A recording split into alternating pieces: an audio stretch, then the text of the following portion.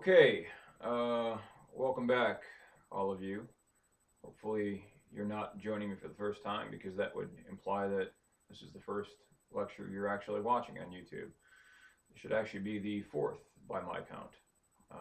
So there were the first two, and then there was the one that I just made a couple of days ago, and now there's this. I'm recording this on a Saturday, which is the 28th, I believe, of 26th, excuse me, of September. Now, I will have sent an email out to you introducing this topic, introducing this lecture, and placing this video in its proper context with respect to the curriculum and where you sort of situate the material in relation to the rest of the material that we've discussed thus far. However, if in case you did not receive that, well, that would be inexplicable because you should be receiving emails, and I don't know how else you could actually conduct this course in a way that is actually meaningful. But assume you didn't read it or you forgot what it said. Let me just say very briefly that this particular lecture recording I was ostensibly going to intend to make this the Thursday lecture recording, which would have been associated with this coming Thursday, which I believe is October 1st. However, because we had stipulated in the course of our conversation concerning the nature of test number one of the stipulations that I had agreed to and one of the concessions I gave, which didn't really take much wrestling or wrangling from all of you, I was going to give it anyways, was that we were going to go ahead and take Thursday off out of consideration for the fact that you were all very bold and audacious and brave for volunteering to subject yourselves to the unconventional style and mode of test that I was going to subject to you all to. Or I don't want to sound as though it was actually coercive because it was voluntary. In fact, I think it was nearly unambiguous consent for that particular proposition. But alas, I don't want to confuse anybody, and I certainly don't want to. Depart from the expectations that we have collaboratively created for ourselves, and therefore I'm going to go ahead and say that let's just dedicate this week exclusively to the taking of the test, which means that I will not reasonably expect you to have actually watched this video because none of what is going to be contained in this video is actually going to be on the test number one. This video does not concern itself at all with the substance of that test. So don't think that you have to rush through this and watch this as a prerequisite to actually taking the test, because this has no functional bearing with that at all whatsoever. This video is meant to be viewed after you have taken that test, although I suspect occasionally there are going to be a few of you who actually view it before, but that doesn't really matter. It's inconsequential as far as I'm concerned. What I would ordinarily do, if this were in fact the regular standard class that we actually physically go to and we see each other and we interact in the classroom, what I would ordinarily do under those circumstances in the class period after the actual test that you guys take is I would do a post-mortem assessment on that test, an autopsy if you will, and diagnose the problems that caused certain of you certainly point loss, which invariably will be the case. It always is. It certainly will probably be the case this time that some of you will in fact lose some points. Hopefully not very many points, but I'm sure there will be some point loss. Now, one of the things that I like to do is give you some indication as to why you lost the points and what precisely went wrong and what were the deficiencies with respect to your answers that caused you to actually lose points that you would otherwise have earned. I can't do that because you haven't taken the test yet. The final point, and this may be a superfluous point because this is all about timing. It's about when you actually watch this video in reference to when you take the test. So if you watch this video before you actually sit and take the test, then I guess this will be information that has utility to you. But if you watch it after you take the test, then this information is moot. But if you haven't taken the test yet and you're still wondering what the test is going to look like, what form it's going to take, well, refer back to the emails that I sent you, and hopefully you guys are checking those emails. Hopefully you're reading them. Hopefully you're up to speed with what that all entails, because in one of those emails, I think it was the one before the last one that I sent you, I think went out last night, which would have been Friday, it actually offered you the option to choose which particular test you favor. Now, I can't allow each and every one of you individually to select which of those tests that you want, because we're gonna take a vote and the majority is gonna rule, just according to democratic principles, simple majority and pure democracy, if you will. And I have thus far, as of Saturday night, tonight at 7 o'clock or whatever time it is, 6:55 p.m., I've only received 3 votes. And the deadline for those votes is coming up in the next 4 hours. So hopefully the rest of you will be incentivized and motivated sufficiently to actually give me your vote as to which particular form you want the test to take. And this is incumbent upon you to do this. I don't think it's not necessarily obligatory, but it's certainly a prerogative. And as I suggested in the last email that I sent, if you don't exercise your right to vote, democracy is like maintaining muscle mass. Okay, and as you can see from me, well, actually, you guys wouldn't know because you don't know what I look like relative to what I look like now, but I used to be a very massive guy, a much more massive, more muscular guy than I am now. And the point is that, much like muscles, democracy is something that's subject to atrophy, to withering away. If you don't exercise the right to vote, then you will lose it, much like other fundamental inalienable rights, as we refer to them as, which may not actually be as inalienable as we think they may be. And we'll get into that when we actually delve into the material that relates to the Bill of Rights. But for now, I think that's probably good enough. That's a good point to stop here with respect to the introductory remarks, because I don't really have anything else to say. I will be going over the test, and I'm not going to go over it very extensively because I think that just would be a waste of everybody's time. But I'm going to point out, assuming that there are some significant problems with the test, and I can't assume that, but I know some of you may actually encounter some difficulties, and what I'm going to do is I'm going to try to clarify those difficulties. But I will have probably already have done that, because one of the things that I try to do for you guys is I try to give you as comprehensive and as extensive a feedback as I can generate. And the feedback that I give you, is the extensiveness of that feedback is going to be contingent upon just how deficient or defective your answer to a particular question is. So the worse your answer, the more red ink or red font color I'm going to expend when I'm actually correcting or remonstrating you for whatever deficiencies have to exist in your particularly flawed answer. Now, that's not to say that I just get my rocks off by going out there and criticizing people and telling them how stupid and ignorant they are. No, absolutely not. That's not my point. Quite the contrary, actually. My point is to illuminate you so as to make you aware of the fact that here's what deficiencies existed, and therefore to empower you, to enable you to actually rectify and remediate those deficiencies going forwards. So that's the reason why I do what I do, and hopefully that makes sense to you, and there's a rhyme and reason to most everything that I do with respect to this class anyways. All right. So I don't want to, like I said, I don't want to take up any more time talking about stuff that I think is, for the most part, redundant. And hopefully it is redundant, because hopefully by the time that you're listening to this, you will have already taken your test. And I can't say what form it's going to take, but it's going to be whatever form you guys decide collectively and through the majority process of democracy to actually vote for it. Okay. I just want to get right into the PowerPoint slides because I actually have a considerable amount of material to cover right now, and I've only got an hour and 20 minutes to do it. And my going rate has been about, I've actually calculated this. I don't do this, but I was just curious as to how long it took us to get through the first PowerPoint slide well, the first series of slides, not the one slide, but the first series of slides.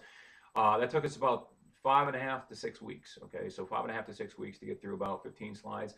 That comes down to about a little over an hour and 45 minutes per slide. Now I don't aspire to continue along that trajectory, because if in fact I did do that, then we would never get through even half of this course by the time we were actually ostensibly going to be done with this class in December. Now I don't think I guess maybe I did say this in the previous video. It doesn't really matter though. I'll say it again. I'll take a minute to say. And this is just me interjecting my personal opinion here, so let this stand as editorializing and nothing more than my subjective expression of my own opinion. But I personally, based on the epidemiological modeling, based on the statistics that relate to what's going on with COVID in our particular locale, Houghton County, Michigan, I personally find it to be highly improbable that you and I will be seeing each other in a physical classroom environment between now and the start of the spring semester. I don't think that's very likely at all. I think that's extremely implausible. But I could be mistaken. Hopefully I'm wrong, because hopefully I assume that most of you aspire to get back in the classroom because that's where you thrive. And that's in fact why you presumably enrolled in this class, because you thought it was going to be on site, which in fact, for the most part, it has been. So, but I'm just saying it for the record, and I don't want to disabuse any of you of the hope or the aspiration that you had to actually meet in person again with me if you really, really enjoyed that and relished our time together. And I actually thought we had a pretty good time thus far. Told some jokes, had some laughs, had a nice time, and along the way, maybe we learned a few things about political science. Hopefully, that's what's happened thus far. But the video environment is going to be different, right? The strictures of YouTube are, by definition, going to be different, and they're not going to allow for me to digress too substantially. And that may be a good thing for some of you. It may be a bad thing for some of you because it's probably going to be more boring. But I'm going to be more on track and more on point and less deviation, less digression, and therefore more succinct and more consolidated in our approach to actually elucidating the material. So without further delay, let's talk a little bit about the American Revolution. By the way, I'm referring to PowerPoint slideshow number 2, and this is slide number 2 of slideshow number 2. Okay, so 2 of 2. And you will have received these slides. I would have sent them out earlier this evening, and again, today is Saturday, so you check your email. If you haven't yet done so, please do so before you ask me as to why you haven't received the slides, because you probably have them in your inbox. All right, let's differentiate between the two arguments that were really central to understanding what the incipient cause of the American Revolution really boiled down to. If you could say that the American Revolution had an irreducible cause, if you could narrow it down and say precisely what the original impetus for, what was the disagreement about. Now, some of you may differ in your interpretations of the history, but I have studied this history. I do teach this history in a history class in addition to this class that I teach, and I've taught it as recently as last year. So I'm pretty familiar and fluent with the material. So I'm not saying that therefore that gives me the qualification to just go ahead and say whatever I want with authority, and you're welcome to challenge my interpretations. But as far as I'm concerned, it fundamentally came down to a matter of representation and the entitlement that the colonists, who after all were just transplanted Englishmen, they were Englishmen, they saw themselves as Englishmen, they perceived themselves as being an extension of England. They felt as though they were entitled to a certain degree of deference with respect to representation in the Parliament. Now, the Parliament is the legislative body for Great Britain at the time, the United Kingdom, what later becomes the United Kingdom. Now, it's true that Great Britain was a constitutional monarchy, as it is now, but the monarch had a great deal more authority and discretionary latitude at that time than she does, or he or she does now. It's the Queen right now. Back then it was King George V. However, the Parliament was responsible for implementing taxes, for instance. And the colonists' argument essentially was that they felt that they did not have adequate representation. And if you did not have the means by which to elect your representatives to actually speak for you and represent your interests, then, therefore, the people who were actually ostensibly acting on behalf of you in Parliament were not chosen by you. And this was an anti-democratical sort of process, which offended the more egalitarian sensibilities of the colonists. Because one of the reasons why this goes back to the origins of American history, why the colonists actually escaped England in the first place, because many of them, not all of them, but many of them felt that the idea of coercively having to belong to and become a member of the Church of England was offensive. It was offensive to the basic fundamental civil rights and civil liberties of every Englishmen whose rights were constituted by God. They were God-granted inalienable rights. And so these people felt, these colonists felt as though Parliament was trembling upon their rights, and by not allowing them to have the prerogative to choose who their representatives would be. So this harkens back to the phrase that I'm sure all of you heard. It's a phrase that reverberates throughout the history of the United States: taxation without representation. Okay, so you ought not have the power and the authority and the legal right or entitlement to impose taxes upon a people unless those people actually have direct or representative, indirect representation in the legislative body which is enacting those taxes, right? So that's the fundamental idea here that this comes down. That's the argument that was being made on behalf of the colonists and people like Thomas Paine, who was the author of Common Sense, which we may talk about a little bit later. But that essentially was, succinctly, their argument. Now, the other side of the house, okay, because there's two sides of this, as there are to almost every issue that we discuss in the context of this class. It's dialectical by nature. I told you guys that.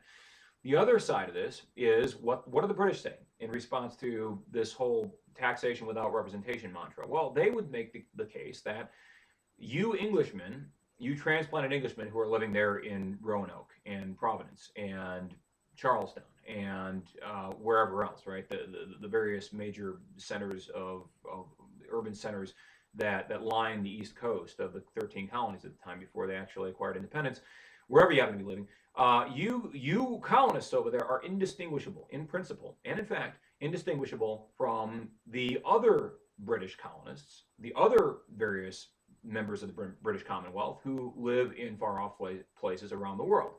There's an old phrase, and it goes something like this: the sun never sets on the British Empire. The other half of that phrase is, well, because God would never trust the British in the dark.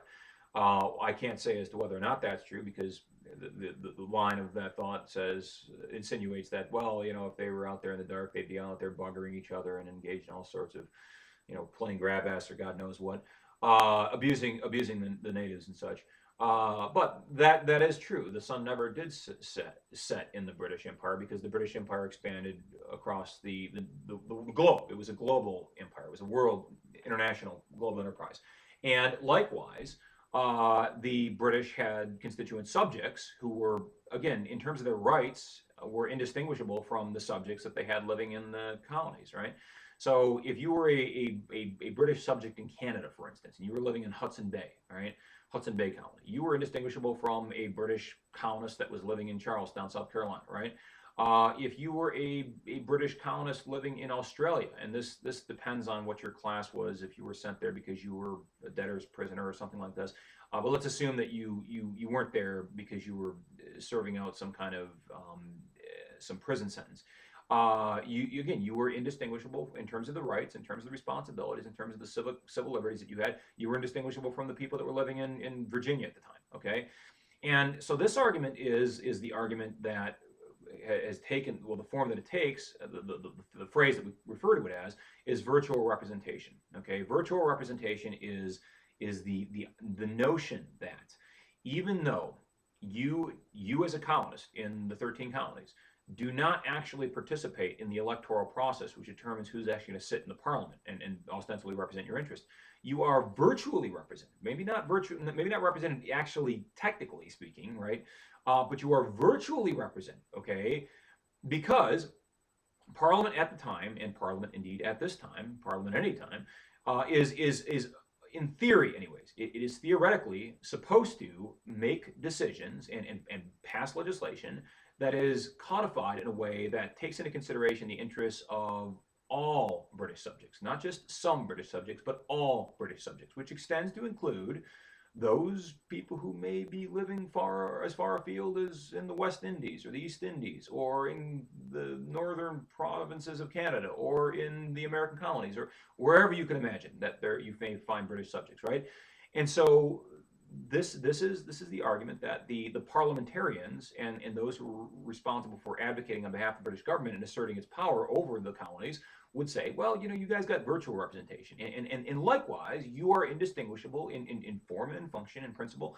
You are indistinguishable from the Canadians and from all the other various outlying British colonists and British overseas territories, people who are resident in those territories, and indeed the Irish and the Scottish, who didn't necessarily have representation in Parliament at the time. And the argument further goes that even the common average Englishman in merry old England, in Coventry or Cambridge or Yorkshire or London or Cheshire or Portsmouth or wherever you happen to be, even the common average ordinary Englishman, right, didn't really have representation, because there were certain qualifications as to who could actually participate in the elections for who was going to be in Parliament. And those qualifications, at that time anyway, stipulated that you had to have a certain amount of money. Okay, so politics was a game that was played, by definition at that time, it was played by the elites. It was exclusively available to the elites, to the exclusion of the common man. And as luck would have it, many of the people who lived in the 13 colonies at this time were in fact the common man, as is the case now. So again, the arguments need to be understood, and the arguments need to be placed in their proper context. Now, consider this. If in fact the colonists got their way and the British government went ahead and conceded that, yes, we're going to go ahead and acknowledge that you have all the rights to representation that you really think that you are deserving of, what would that imply? What would that, follow that logic to its natural fruition? Where would that lead you? Okay, well, that would lead you to essentially the British government not being able to say to the Canadians or to the Inuits or to the Aboriginal members of the tribes in Australia or to the New Zealanders or to whoever else is living overseas under the British domain, they would not be able to say to those people that, you know what, you're not really going to be entitled to represent your interests in Parliament because we went ahead and we granted the colonists representation in Parliament. We allowed them to go ahead and elect their own representatives, and now those people sit in Parliament, right? They wouldn't be able to turn around and say to those other people, well, you can't vote, right? You can't have representation. So if you open the door for one subset of your overseas colonial population, you open the door for all of them, right? It's an all or nothing zero sum type equation.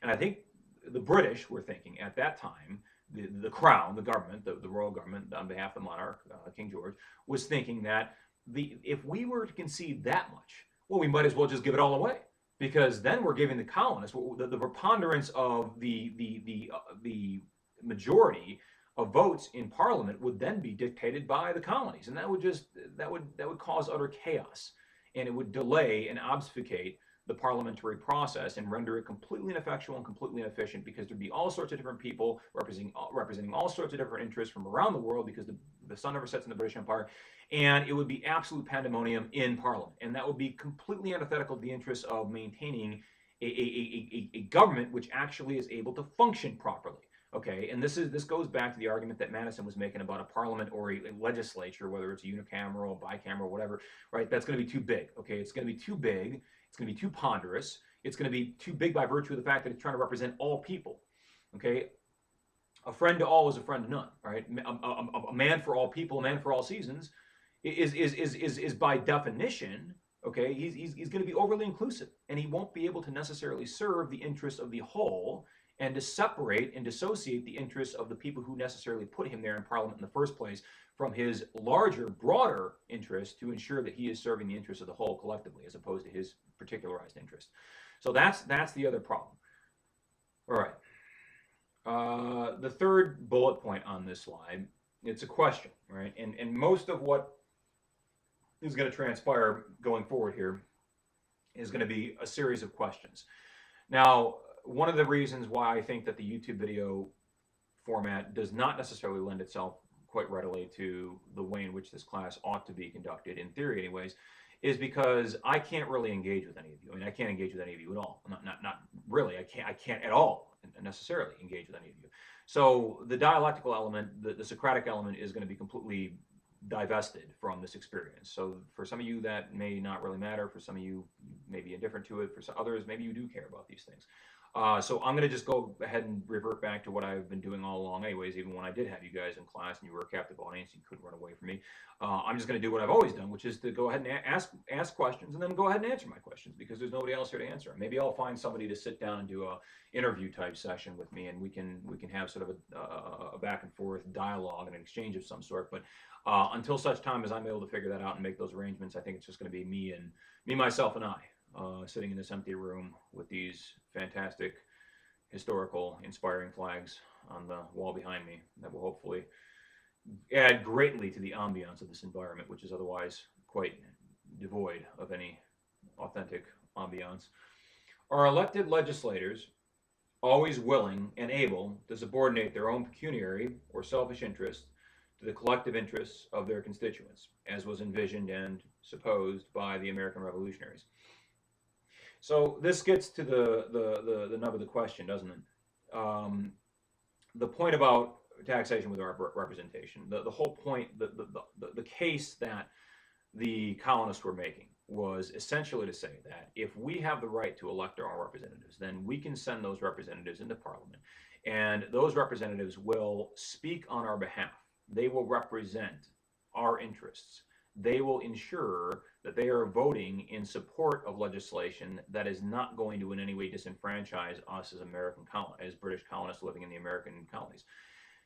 Now, that that's all well and good, but I think that that presupposes something about the nature of power, which is to say that if you elect somebody, even if you are a participant in the selection process, and it is a either a quasi-democratic process or it is a truly purely democratic process, if you elect that person and they get all the way to Washington or they get all the way to the House of Commons or the House of Parliament or wherever they happen to be representing your interests, is it true to say that just because that person was elected by a certain constituency, which that person comes from, right? The fact that if the colonists, if the British government conceded all the things that the colonists were demanding and said, yeah, okay, we can give you a parliamentary representative from Virginia and from Rhode Island and from New Hampshire and from South Carolina and all the rest, right?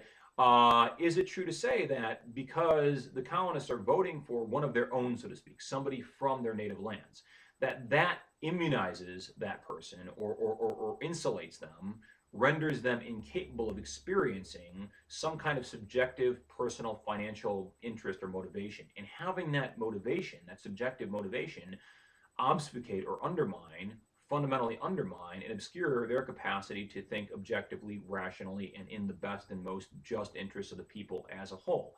Well, I think the argument is a spurious one. If you say that, well, by virtue of the fact that we here in Virginia are selecting a Virginian to represent us in the House of Commons over there in London, that that's somehow going to make that person more impervious to the subjective interests that underlie the very nature of humankind.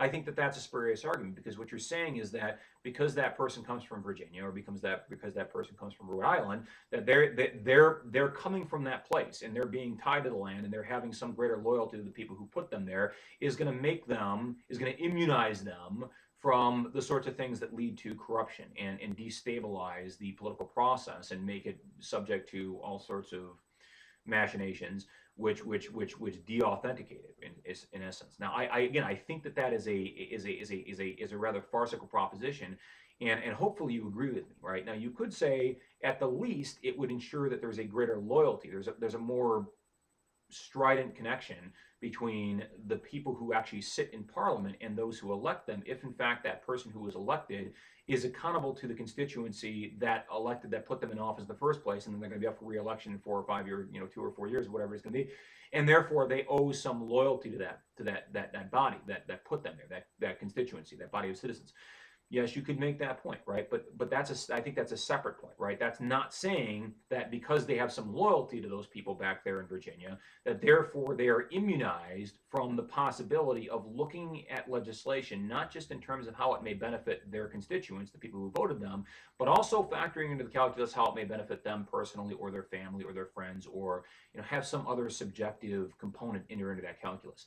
So I don't think that you can say that just because we actually have this pure notion of actual representation as opposed to virtual representation, giving the colonists everything that they want, conceding all the sorts of things that they stipulate and that they demand, that doesn't necessarily purify the political representative process to the point where you're actually going to be getting somebody who doesn't have subjective interest modulating the way in which they vote on particular legislative propositions. That's always going to be there, okay?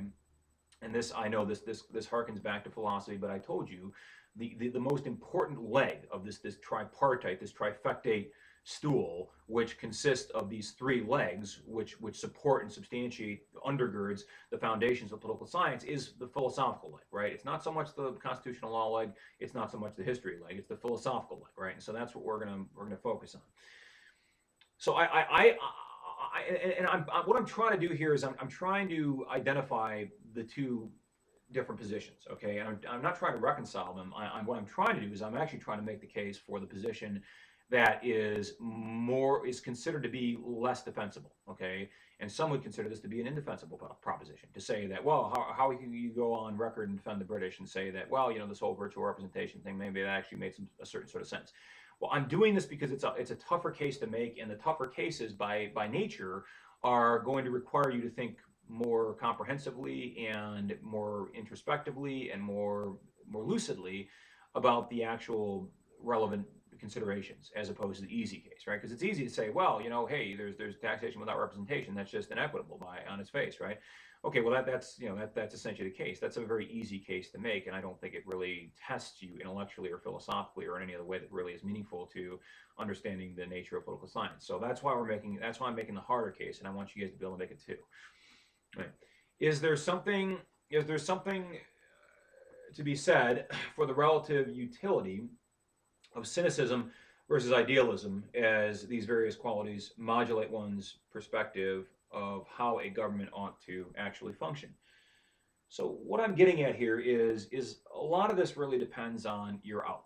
Okay, there are so many things that come down fundamentally to how you actually perceive the way in which a government ought to operate. Right now, if you happen to be somebody who is cynical with respect to your estimation of what the government is actually doing, then you're going to be very distrustful of that government. And I think that you could say, for the most part, many of the colonists were rather cynical of the fact that the British government could truly, genuinely represent their interests. Right? There was a good deal of cynicism that inspired much of the writings and the speeches and the thinkings of the founding fathers. Right? They were cynical with respect to what they saw as being a system which was treating them in a disingenuous and unjust fashion. Now, conversely, let me finish that point. Cynicism is good in a certain way, right? It's good. I would say it's good in the sense that you should always implicitly be distrustful of the government, and this is a point that I'm going to come back to in about 3 or 4 slides from now. But you should be distrustful of the government because the people who have the power aren't always looking out for your interests. Okay. Now, I think that that's a pretty fair and easy and simple point to make, and certainly one to assimilate yourself to. But I think it's a fair one. Now, the corollary point would be, or the contrary argument rather, would be that you could look at government, whether it's representative government, whether it's another form of government, and just go ahead and assert that this government is going to do exactly what it says it's going to do. That the elected representatives are genuinely going to allow their care and their concern and their empathy and their sense of justice to moderate their judgment and to ensure that they are promulgating legislation and laws that are actually consistent with the best and highest interests of the majority of their constituents. You could think that. And I think, however, that if you do that, you're not really giving deference to what really animates people when they have the opportunity to make decisions on behalf of others. So the point here, I guess, is that you have to think of this in terms of what would you do if you had the power to enact legislation? Would you ensure that that legislation was being enacted in a way that was optimally consistent with the interests of the people whom you're actually accountable to? Or would you enact that legislation so as to ensure that you're able to deceive the people into thinking that what you're doing is actually in their best interest, but behind the scenes, you're probably actually benefiting somewhat yourself? I think if you could do either of those things, it would be infinitely more preferable for you personally to do the latter because you could achieve some gain, ill-begotten, misbegotten gain, as it were, but still achieve some gain while simultaneously deceiving the people into thinking that what you were doing was actually for their own good. So I think it helps to be a little bit cynical with respect to the political process. And I think you could also say that in a certain way, the colonists were actually too idealistic because they really truly believed that once they had their own representatives that were ostensibly representing their interests, that would somehow, again, purify them or inoculate them against the possibility of the kind of corruption that they perceived was going on in the House of Parliament at the time. I don't think that that's true because I think those are two separate issues, and you have to dissociate those points from one another because they're separate points. Okay. The Virginia statute, so this is slide number 3 in PowerPoint number 2, okay? Now, I want to go through this in a very systematic manner, just as I went through Madison's Federalist number 10, the papers that he wrote. And the important thing to understand about what we're going to delve in here momentarily is that the statute on religious freedom, the Virginia statute for religious freedom, was the precursor in time to the First Amendment of the United States Constitution, right? The amendment that explicitly endows all of us as American citizens with the right to go out there and freely express our opinions, whether they're opinions with respect to our elected legislators, or our elected president, or indeed our religious opinions. And fundamentally, if you look at the way in which this statute was constructed when it was authored by Jefferson, it comes down to the capacity of a citizen to express his or her sensibilities with respect to religion. Okay, this is really about religion. Now, I'm going to give you some of the history as we actually delve into the writing of the statute itself. But suffice it to say, this is the first time in really the history of government that anybody had come along and said to themselves, well, let's think about things in terms of free exercise of religion. Let's actually endow people with the right to go out there and to choose what religion they're going to subscribe to, and to do so without any coercive intervention on behalf of the state. Because up until that point in time, historically, it had always been the case that states, one way or the other, either coercively or through some kind of positive inducement, was going to incentivize adhering to one particular religion or the other. In fact, most states were either Protestant or Catholic, and this goes back to the history of the Reformation. It goes all the way back to Martin Luther in 1517 when he nailed his 95 Theses to the door of the Wittenberg Cathedral. But Europe had been, for a very long time, for centuries, for 2 centuries up until this point, to the point of the American Revolution and the French Revolution shortly thereafter, had been divided between Protestant and Catholic forces. Okay, and Protestant forces took different forms. There were the Calvinists in Switzerland. There were the Lutherans in Germany. There were the Anglicans in England, the Church of Henry VIII in England. But the fundamental dichotomy was between Catholic and Protestant. And if you were in a Catholic nation, then the ruler himself was a Catholic ruler. And he believed, and it was usually he, but it wasn't always, because Mary, Queen of Scots, as we remember from English history, was in fact Bloody Mary, was an English ruler who happened to be a Catholic as well. But she went against the grain. The point is that if you were a ruler at that time, you were a ruler over a state which you had sovereign control over, that you were the absolute autocrat over that particular state. And that's why the American Revolution is so important. This is one of the things that the historical dynamic that really needs to be placed in its proper context, so you appreciate just how valuable the revolution was, because it liberated all of us from the autocratic machinations of a monarchy, which nobody had up until that time really been free from, because that's the way the world was run up until 1776 and shortly thereafter. Was that every nation in the world was essentially, most of the nations in the world at that time were monarchies, and they certainly weren't republics. They weren't republics in the sense that, Athens, 5th century Athens, we talked about earlier, was in fact a republic, and they certainly weren't republics in the sense that the American experiment became a republic shortly after this period. They were monarchies. And they were ruled by hereditary heads of state, and their religion, the religion of the people, was dictated and determined by the religion of the head of state, right? The head of government, who happened to be the king or the queen or the archduke or the archbishop or the marquis or whoever, right? And that was a problem, because religion was essentially coercive. There was a coercive dynamic to it. And Jefferson makes some very salient points about why not only did that corrupt the state in certain ways and detracted from the egalitarianism or the republicanism that the state could otherwise aspire towards, but it also concurrently diminished the efficacy of the religious appeal itself, because it undermined the authenticity of that appeal. And that's something that Jefferson really does expound on in very eloquent prose, which I should stop delaying and just go and delve into this actually. So what I'm doing right now, and for those of you who don't have this, I strongly recommend, in fact, I must insist upon it, that you either print this off, and if you don't have access to a printer, or you can't afford to pay for the paper, whatever it is, in other words, you don't have access to a printer, just go ahead and find this document online. I sent you guys a link. I think it was just the Wikipedia page, because it actually does a fairly good job at just explicitly rendering this document in an unadulterated form, which is precisely what I want it to look like. I don't want it to be an adulterated form. I don't want it to be an amended form with the Cliff Notes on it. The Cliff Notes are for you to take, right, and for me to make. And that's the whole point here, is the takeaway, is us interpreting this document, not just reading it verbatim and saying, oh, well, that sounded really nice. It's to try to make some sense out of it. Okay, so if you don't have this, pause this video, okay, and then come back, however long it takes you, I don't know. And this is the beauty of technology and the wonder of YouTube, and the expediency of this mode of instruction allows for you to do this. But come back, and we will delve into this after you've returned, and hopefully that doesn't impede you too much. Okay, so this is, again, I'm reading verbatim from the statute for religious freedom that was authored by Thomas Jefferson. Now, I'm gonna skip over this first paragraph, but I'm gonna read the part of the last sentence here because it's important. So he says,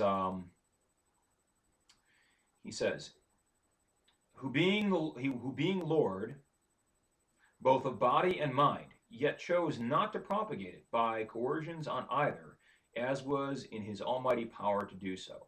So he's talking about whether or not religion is something that the Lord, the Christian, the Judeo-Christian God, as far as Jefferson or any of these founding fathers are concerned, was this something that God innately endowed you with, right?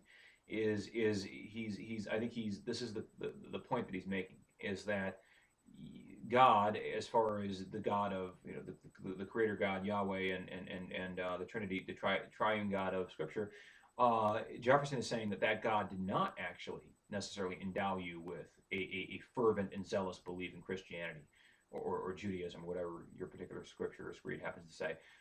He endowed you with the capacity to decipher the truth for yourself, and that's the whole point. Is that you come to the Lord, you come to the good word through Jesus, right? And I'm not here to preach the gospel, but I'm just saying that's essentially ad nauseum what the gospels say.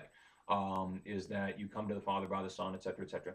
And you learn about these things by immersing yourself in the text and discerning for yourself through your own intellect, through your own creative capacity, through your own quality as a sapient human being.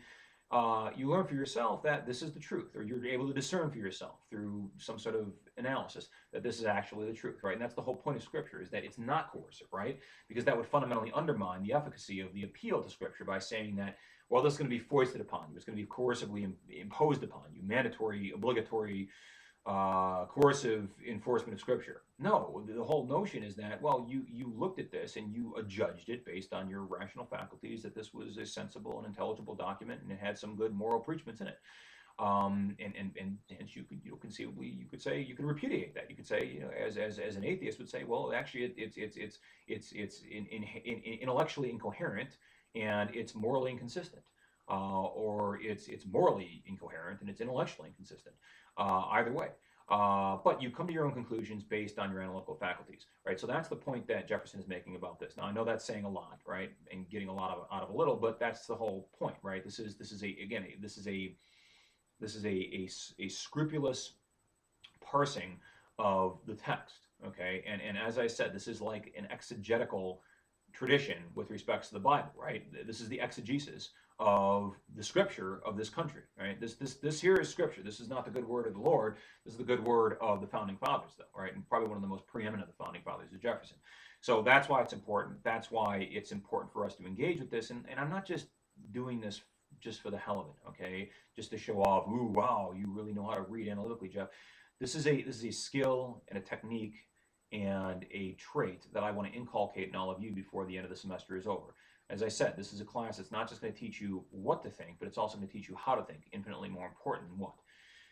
So that's the takeaway here. And I would also say that the comment that I wrote in my margin here is that the other point that Jefferson is trying to make about God and just the nature of Christian theology in general is that the way in which it conceives of humanity is to presuppose that we have been endowed by our Creator. Again, I'm not espousing this on behalf of a particular theology, but I'm just saying, ventriloquizing for how Jefferson would have said it.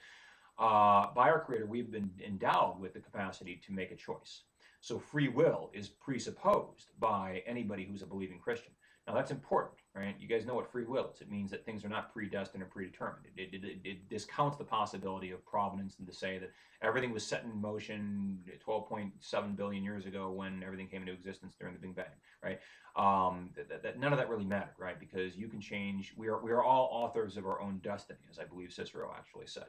And if you believe that, then well, you're on your way to accepting the creed and the credo of Christianity, because it essentially presupposes that we do have the capacity to choose, and that's the whole point: is that you choose to come to Christianity, right? Not that you are indoctrinated in it to the extent that you have no choice because it's the only thing that makes sense to you, and therefore you embrace it just as a matter of course.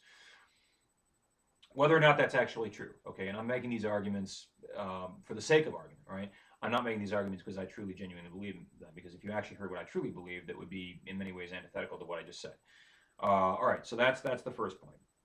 Now, the next paragraph starts off by saying, that the impious presumption of legislators and rulers, civil as well as ecclesiastical, who, being themselves but fallible and uninspired men, have assumed dominion over the faith of others, setting up their own opinions and modes of thinking as the only true and infallible.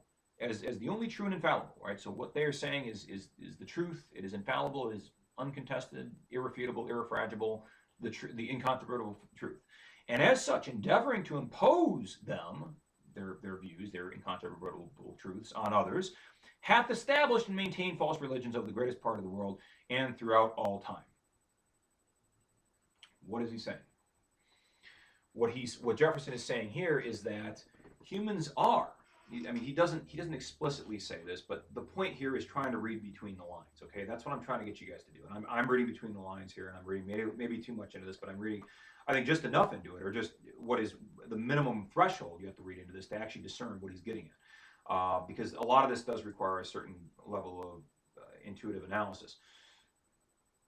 I would say the point he's trying to make here is that humans are invariably fallible and flawed, right? Not as he would, insinuate here, infallible and flawless, right? There's no perfection in man. Man is perfectly imperfect. Okay, that is the one true thing that we know to be certain across time and across space, and it applies to all men with equal force and all women. And so I think that the point Jefferson is making is he's saying that whether you be a bishop or an archbishop or a king or a prince or a duke or whatever form your autocratic rulership takes, if you impose your religious convictions upon your constituents, the serfs, the peasants, the citizens of your country, if it's a constitutional monarchy like Great Britain, and that's in fact the one that he wanted people to be conceptualizing when he was talking about these things, then you are a man, right? Because this is all patriarchy. It's all men. Sorry, ladies, but it is just the time, the way of the times. And you are yourself fallible and flawed, and therefore you are prone to making errors in judgment. You are prone to making miscalculations. And if you are prone to making miscalculations in general, then it is conceivable that you made a miscalculation with respect to your religious views.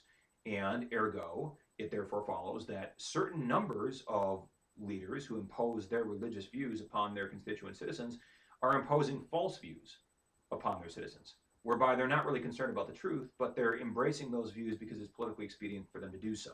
Okay? And so I think the point that Jefferson is making is that don't take religion so seriously, especially when it just emanates from the fact that your ruler happens to subscribe to Catholicism as opposed to the Church of England, for instance, right? Maybe that ruler is doing that for disingenuous purposes, right? Maybe that ruler is doing that for his own selfish, subjective reasons, right? Maybe that ruler is doing that because just that's the way it's always been done in the kingdom of, the kingdom of Saxony, for instance, right? The kingdom of Bavaria, right? Louis of Bavaria, okay, was always a Catholic, and his forefathers before him, and all the way back to, since time immemorial.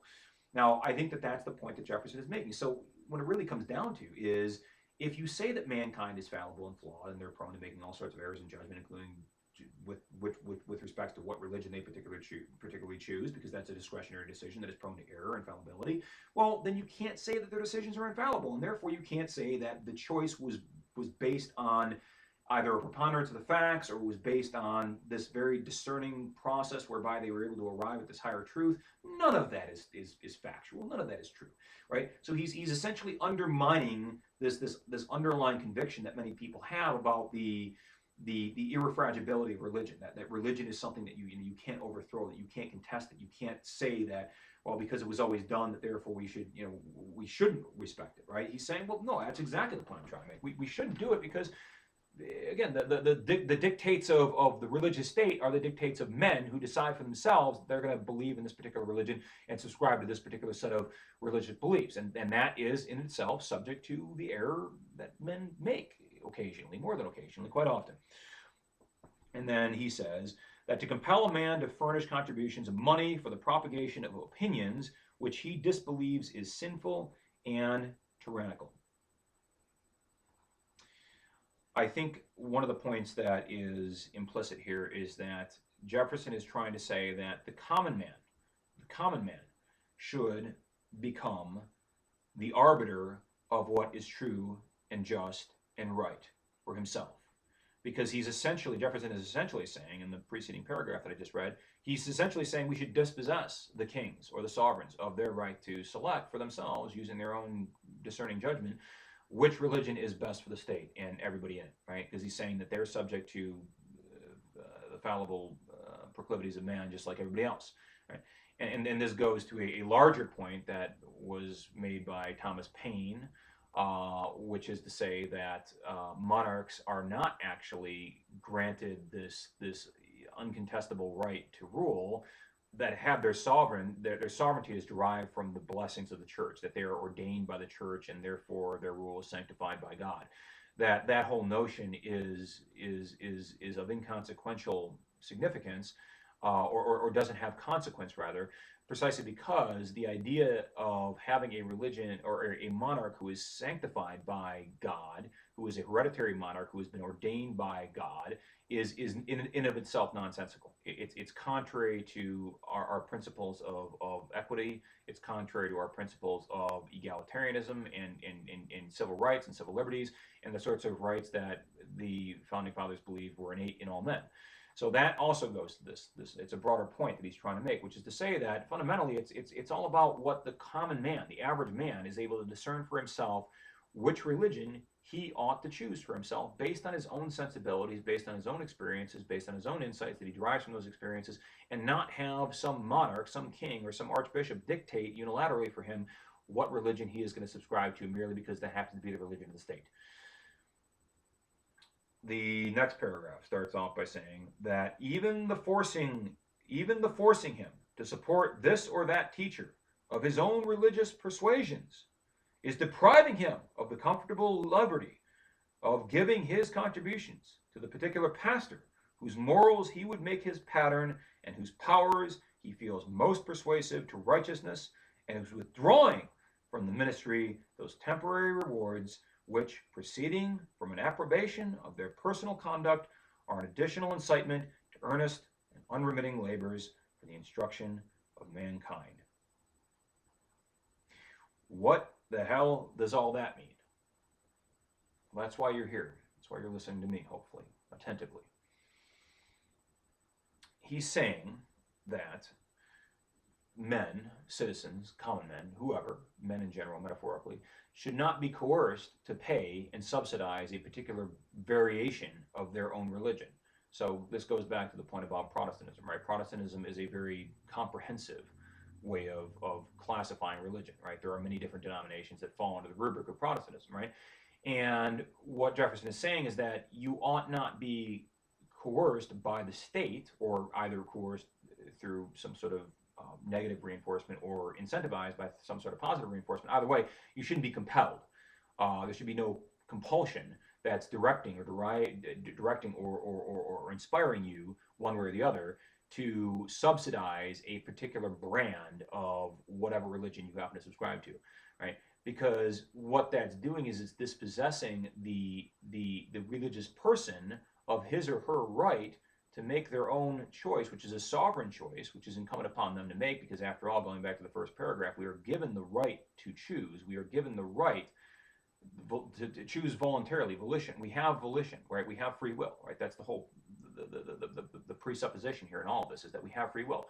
And if we, you and I, have free will, just as any king or any archbishop has free will, right, then we, by virtue of our Creator, we have the capacity to discern for ourselves, to select for ourselves amongst which of the particular pastors has a more congenial rhetorical method to their representation of the Scripture.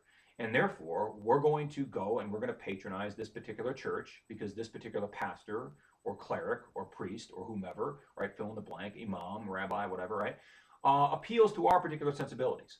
And it is our prerogative as sapient beings who are endowed with the capacity to choose for ourselves, because we have that volitional prerogative. It is our capacity to select for ourselves which particular version of the Scripture we are going to adhere to, which particular version, interpretation of Scripture we are going to support, we are going to substantiate, we are going to subsidize. And nobody, especially the state, has any business coming in there and saying, well, you know what, actually you got to go to this particular church because we like this particular pastor. or you got to go over there and you got to support the Archbishop of Detroit because he's in cahoots with the mayor of Detroit. Jefferson is about to make that point more concisely, I think, but that's a supporting point. It's an ancillary point.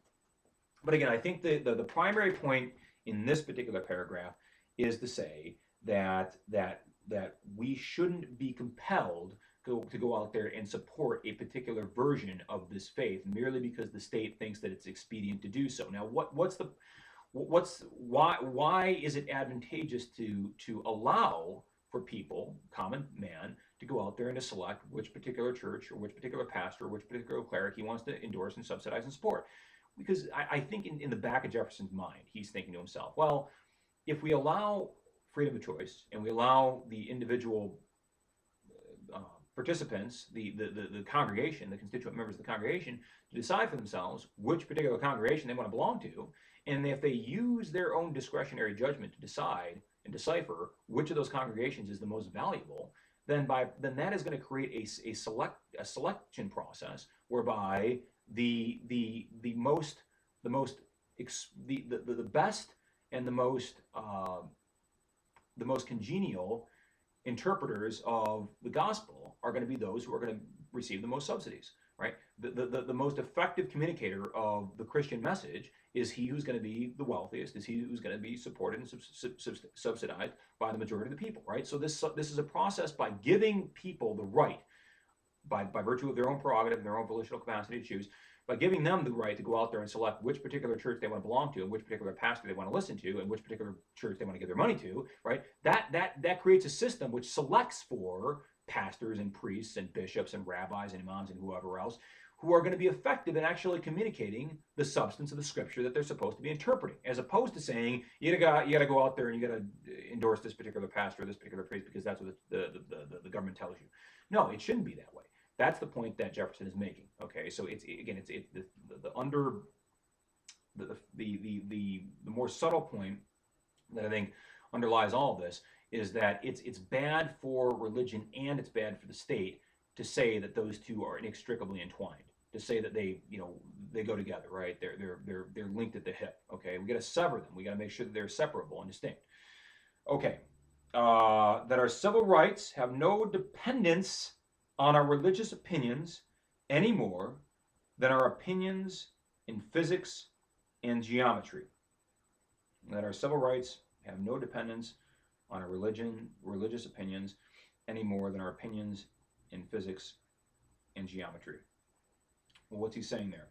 I think he's saying there that religion ought not modulate the way in which we understand the rights that are inalienable to each and every man, woman, or child, or whatever, however you qualify citizenry as. He's saying religion ought not be a factor that enters into the calculus, which determines what kind of civil rights we have. Okay, it's not a part of that calculus. It's not comprehended by that.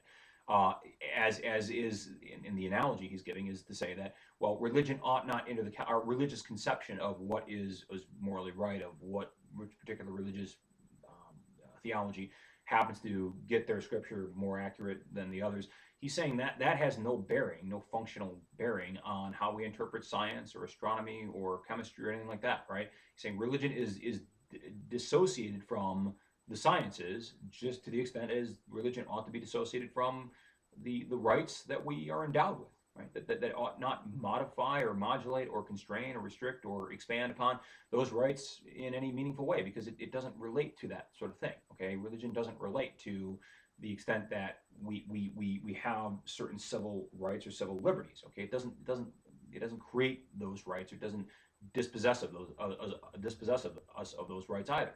It doesn't have any functional bearing on them whatsoever either way. That's the point that he's trying to make. Now, this next paragraph, he says that therefore, the prescribing any citizen as unworthy of the public confidence by laying upon him an incapacity of being called to offices of trust and emolument, unless he professes or renounces this or that religious opinion, is depriving him injuriously of those privileges and advantages to which, in common with his fellow citizens, he has a natural right. So, I think what Jefferson is getting at here is he's saying that your religious conviction, whether or not you believe in the Baptist tradition, the Anabaptist tradition, the Calvinist tradition, whatever, fill in the blank, right? That ought not dictate, that ought not determine the extent to which you can aspire for and attain for yourself public office, an office which endows you with the responsibilities to ensure that you are serving the best public interest. That the again religion, whether or not you believe in it, to the extent to which you do believe in it, the extent to which you don't believe in it, ought not enter into the calculus which decides and determines who actually attains public office, because religion has no bearing and is inconsequential to selecting for candidates who actually are qualified for serving the best public interest. It doesn't matter that you may be a Baptist. It doesn't matter that you may be Jewish. It doesn't matter that you may be Muslim or whatever, right? That has no bearing on your ability as a person to serve the best and highest interests of the public in general as an official representative of the people, serving in some public capacity, right? That's the point he's making. That either and furthermore, it was also the case that in certain states, right, you had to be a member of one faith, and indeed you could not therefore be a member of another faith, right? So if you were I don't know, a Quaker, okay, in Georgia, for instance, right? You could be a Quaker in Pennsylvania, right? You couldn't be a Quaker in Georgia, right? Or if you weren't a Catholic in Maryland, right? If you were a member of the Church of England in Maryland, you had to renounce your belief, your conviction in the Church of England, right? If you were in Maryland, or if you were a Quaker in Georgia, you had to renounce that particular conviction, right? And therefore subscribe to the pervasive religious belief. Now he's saying that renunciation of religious convictions ought not be a prerequisite to the attainment of office, because it has no bearing, no functional, realistic bearing on determining whether or not you are able to serve in that particular capacity in a way that is congenial to the interests of the public. I happen to agree with him. Okay. Now, you could say in this day and age, in trying to make this, contemporize this as much as you possibly could, you could say in this particular age, what about the Islamic fundamentalist who believes that Allah is the one true God and Muhammad is his messenger, Allahu Akbar, etc., etc., and that he defers to the literal interpretation of the will of Allah and recognizes Sharia as being the only true law in this world, this temporal world, or indeed the metaphysical world in the hereafter.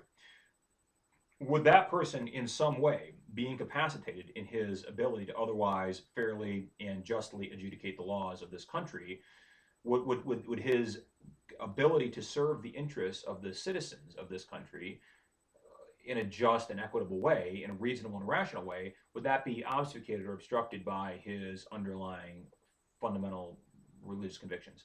Well, I would say yes, it would be. But the distinction is not the fact that he happens to subscribe to Islam as his particular religion of choice, although that is perhaps a more salient example right now, because there are people who are in certain precincts, and indeed in this country, but more so in Western Europe, insisting on the promulgation of Sharia law and saying that ought to actually replace civil law and civil jurisprudence.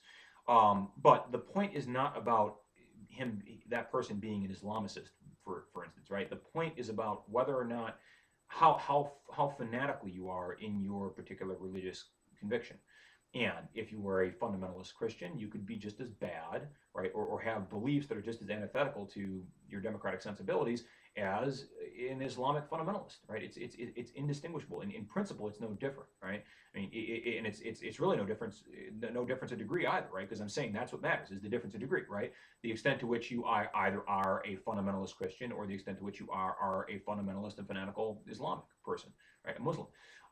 That's what interferes with and undermines your capacity to otherwise adjudicate the law in a way that is fair and impartial and consistent with the interests of the citizenry, right? So I think that's the point, right? Is you got to watch out for the religious fundamentalists, and because those people do tend to modulate their perception of the world, including their duties as responsible representatives of the people, in the perspective of, or in the context of, their particular religious conviction, which is a problem, because that obscures and obfuscates their duty, their civic duty, and their civic responsibility to their fellow citizens.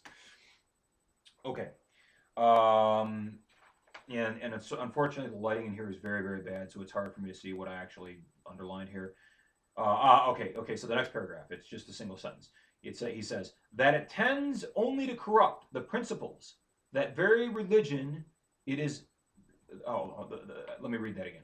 I left out an of, which is very important. That it tends only to corrupt the principles of that very religion it is meant to encourage by bribing with a monopoly of worldly honors and emoluments those who will externally profess and conform to it. And then it continues on. I guess I got to read these two things in conjunction with one another. That though indeed these are criminal who do not withstand such temptation, yet neither are those innocent who lay the bait in their way. What is going on here? I think what he's saying is that in certain states, or in certain colonies at this time, because we didn't have states, or actually at this time, in the writing of this, I should have wrote a note as to when this was written, but regardless, whether you have states or colonies, in certain sovereign geopolitical entities, okay, let's put it that way, you have laws at this time which mandate, as a prerequisite for office, the public profession of a particular faith. That you must profess publicly that you are a member of the Calvinist faith if you are running for office in New Hampshire. I don't know if that was actually true, but just for hypothetical purposes.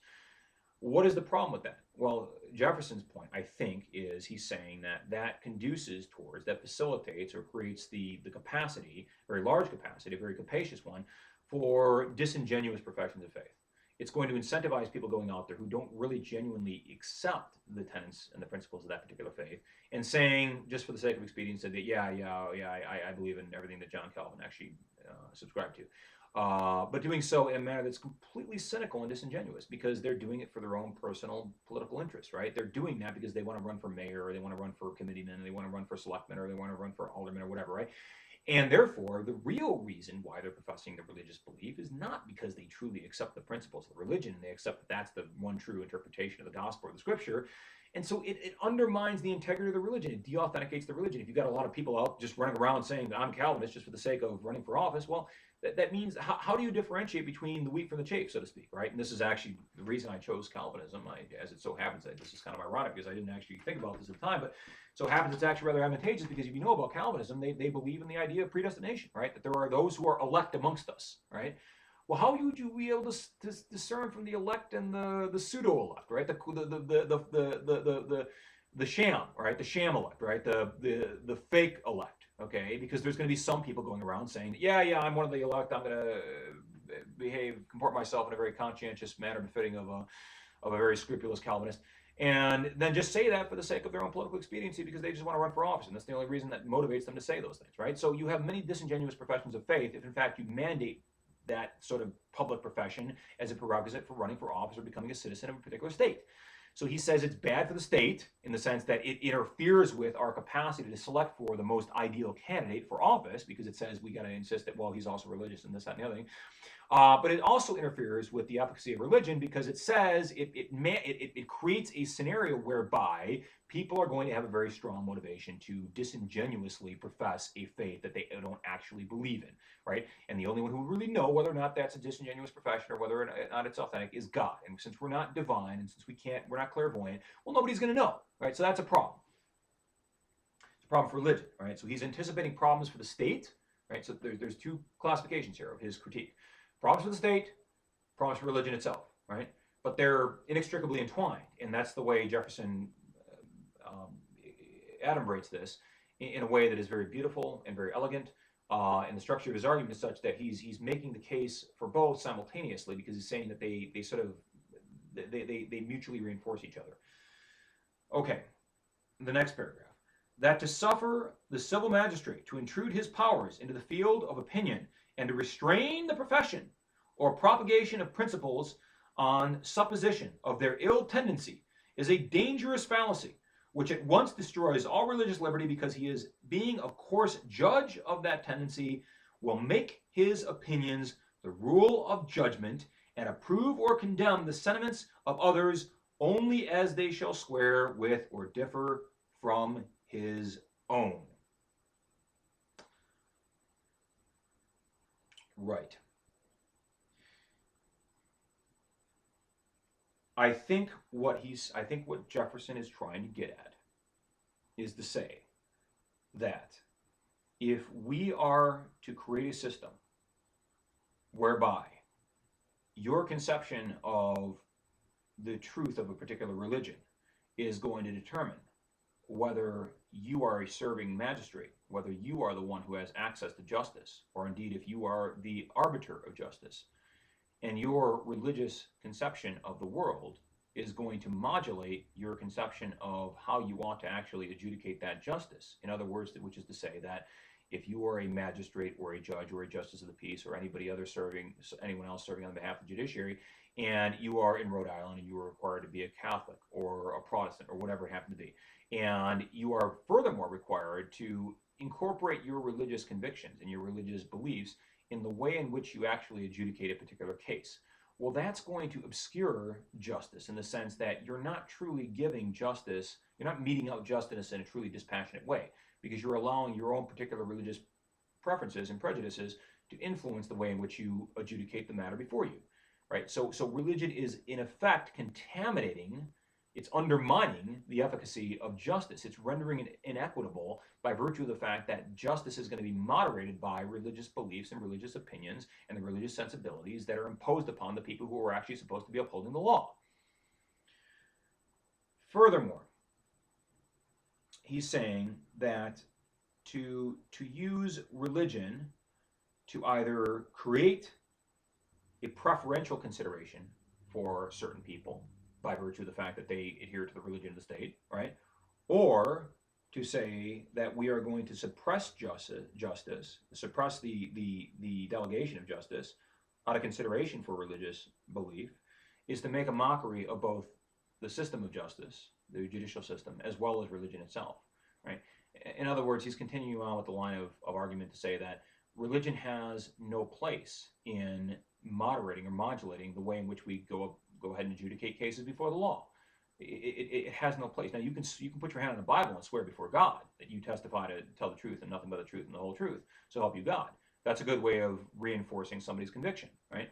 But to say that the judge who determines the cases must profess publicly and profusively must profess a particular religious conviction is to also implicitly say that that religious belief is going to modify the way in which he or she adjudicates matters before the court. And that is to also say that justice is therefore not really blind, okay? Because justice is looking through a religious lens, so to speak, right? There's a religious filter on every case that comes before the judge or the magistrate or whoever that's arbitrating these matters. So I think that he's saying that religion has no place in the judicial system because it undermines the efficacy of that system by ensuring that it's not as equitable as it otherwise would be. Okay.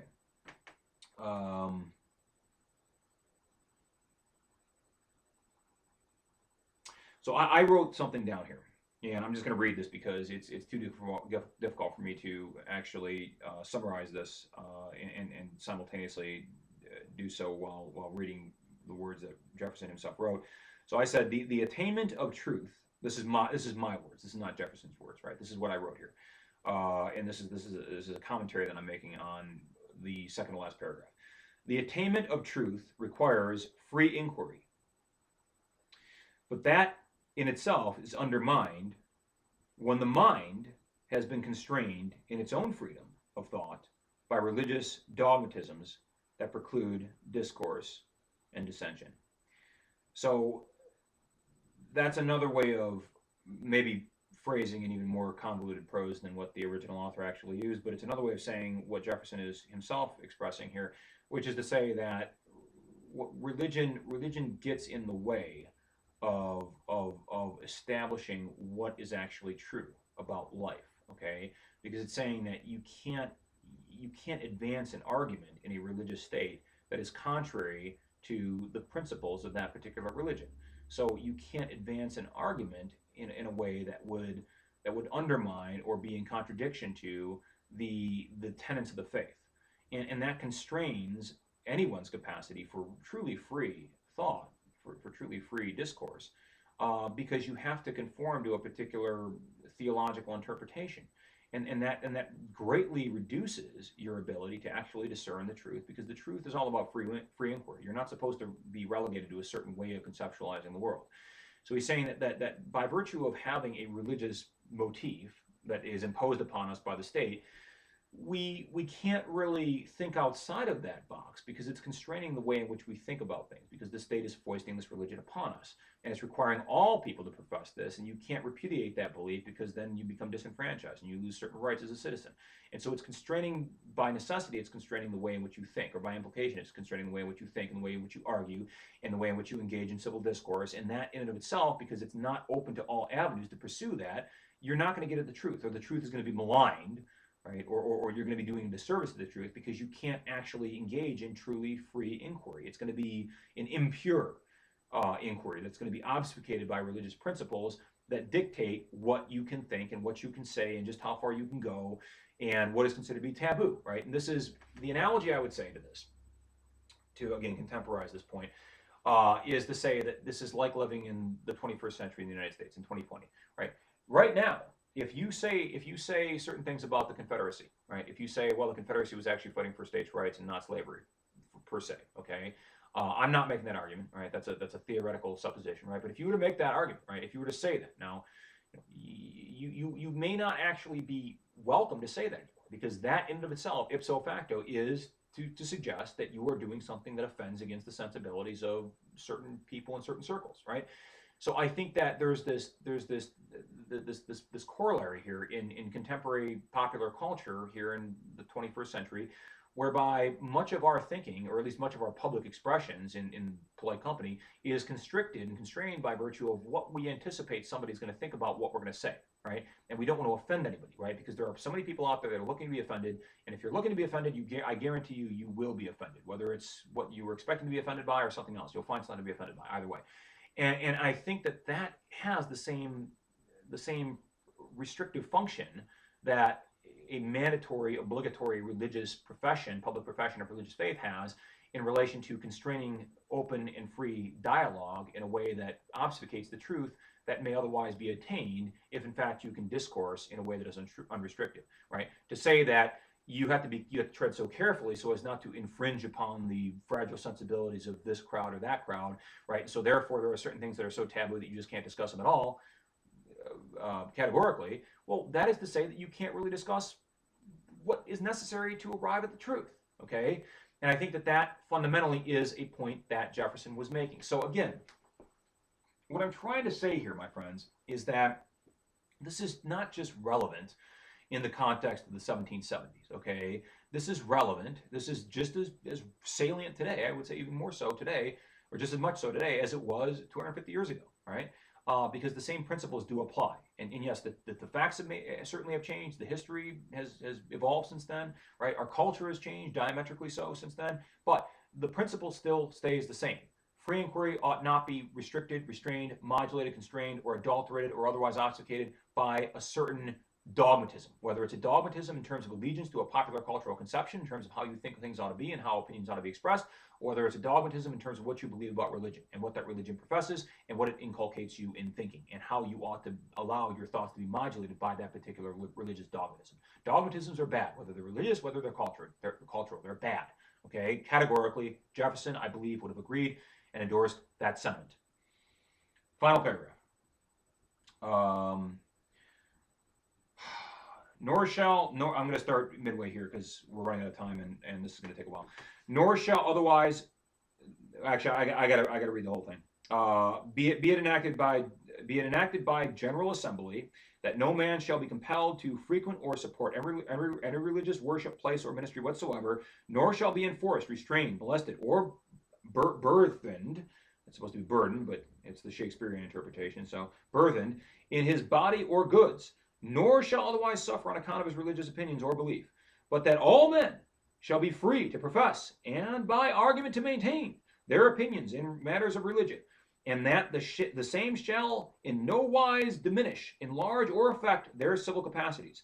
And though we well know that this assembly, elected by the people for the ordinary purposes of legislation only, have no power to restrain the acts of succeeding assemblies constituted with powers equal to our own, and that therefore to declare this act irrevocable would be of no effect in law, yet we are free to declare and do declare that the rights hereby asserted are of the natural rights of mankind, and if any act shall be hereafter passed to repeal the present or to narrow its operation, such act shall be an infringement of a natural right. There's a problem with this. It goes to the fourth question on this slide, on slide number 3 of PowerPoint slideshow number 2. The question that I'm referring to says, is the last paragraph of the statute intelligible on its face, or is there some kind of logical inconsistency? I think the problem here is the first point that Jefferson says. Right? He's talking about how legislation have no power to restrain the acts of succeeding assemblies constituted with powers equal to their own. Okay, and what he's saying is that all legislators, all legislatures, right, in the legislation that they promulgate are essentially co-equals, right? They're equal. They have equal prerogatives, equal responsibilities, and equal right to have their legislation deferred to by successive legislators, or not, right?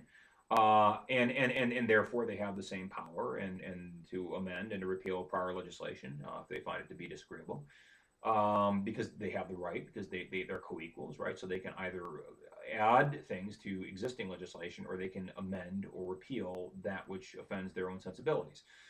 But then he goes on to say that legislation as it concerns, as he qualifies it, the natural rights of man, and that's the way he sets it up, that's the preface to this, well, that's actually impervious to any repeal, right? You can't repeal that because that pertains to the natural rights of man. Now, I guess the question would be, is Jefferson trying to have it both ways? Is he saying that on one hand, the legislature is bound to respect the laws of all legislatures, right? Whether they come before, whether they come after, right? That you are bound to respect those laws, and therefore, if we hereby declare that this particular right is something that is endowed by our creators, inalienable, et cetera, and we qualify it in that way, that makes it a right that is not subject to repeal, right? That this is a right that transcends the existence of this particular legislator, right? We have members of the legislature here, right? And they're elected, and their office is going to run out, and then we're going to have new elected members of the legislature. But this thing is going to transcend our time, right? And it's not subject to repeal, right? Or is he saying what he said before, that, well, actually all the legislatures are co-equals, right? They're all co-equals, right? They have the equal rights, equal prerogatives, equal duties, equal responsibilities. And therefore, if they're co-equals, isn't it true to say that a co-equal but subsequent legislature has the right to repeal that amendment or that codification of law which it finds to be offensive, right? Is it not true to say, or is it the case that you can say that, well, actually no, this particular act of legislation is not subject to repeal. It's irrefutable. It's irrefragable. It stands for time immemorial, right? You cannot repeal this. So I think maybe I'm misinterpreting this, right? But I don't think that this really makes much sense coherently, logically. I think it makes less sense. The more I read it, the less sense it makes.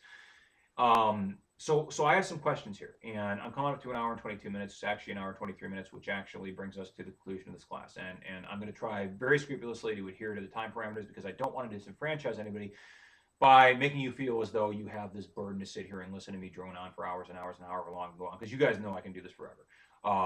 And just never get tired of it. And it's already 8:15, and it's a Saturday night, which means it's time for me to get into not Skyrim, because Skyrim doesn't work on Windows 10. By the way, for any of you who are PC gamers out there, and not just for those of you who are enrolled in this class, but for those of you who might actually be listening to this just for recreational purposes, just for shits and gigs, if you know how to get Skyrim to work on a Windows 10 64-bit OS, please do hit me up in the comment section, or reach out to a student and have that person contact me on your behalf, because I'd be willing to pay good money to know how to do that. I guess I'll close with that, because I have nothing else to really, well, I have a lot else to say, but we don't have time to say it. So I wish you well, stay well out there. Seriously, guys, take care of yourselves and take care of each other, and be mindful of the fact that COVID, as of right now, the 26th of September, COVID is proliferating at an exponential rate here in Houghton County, and if it continues to proliferate at this rate, there's virtually no chance that we're ever going to come back to class anytime in the next couple of months. So if you value our opportunity in class, and you think I'm more theatrical and engaging and charismatic and funny and entertaining in class, which I actually think I am, as well.